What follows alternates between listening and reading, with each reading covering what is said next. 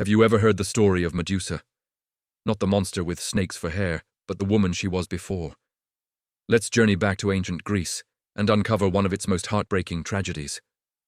Medusa was a priestess, renowned for her breathtaking beauty and unwavering devotion to Athena, the goddess of wisdom and war. In Athena's temple, a sacred space of purity, Medusa dedicated her life, her prayers, and her heart. Her loyalty was absolute, her spirit pure. She was everything a follower should be. But in a world ruled by impulsive gods, beauty could be a curse. One fateful day, Poseidon, the mighty god of the sea, laid his eyes upon her. Overcome by a selfish desire, he ignored the sanctity of the temple and the vows of the priestess. There, on the cold marble floor of Athena's own sanctuary, he violated Medusa's purity and her faith. It was an act of pure sacrilege, a defilement of the highest order. Suddenly, Athena appeared. A crack of thunder echoed as the goddess witnessed the desecration of her sacred space. Her divine eyes burned with a cold, righteous fury. The air grew heavy with her wrath. Justice was coming. But who would pay the price?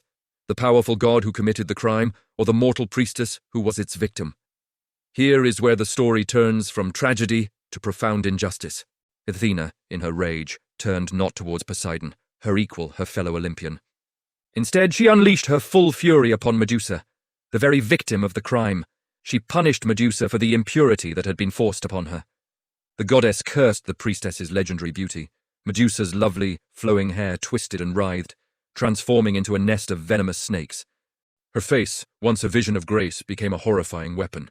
A single glance into her eyes would turn any living creature to cold, lifeless stone. Athena, the goddess of wisdom, chose to blame the survivor. Imagine Medusa's confusion, her despair.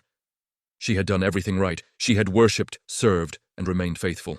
Yet, for surviving an assault she never invited, she was branded a monster. She was cast out, forced into exile, feared and hated by the world.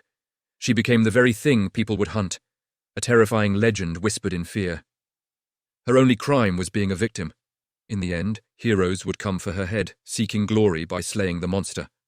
And the gods, from their golden thrones on Mount Olympus, would call it justice. But was it? Medusa's story isn't just about a monster. It's about a woman who was punished for her own suffering, a priestess whose devotion was met with betrayal. Perhaps her only real mistake was praying to the wrong goddess. Thank you for watching. If this story moved you, please like, share, and subscribe for more tales from the ancient world.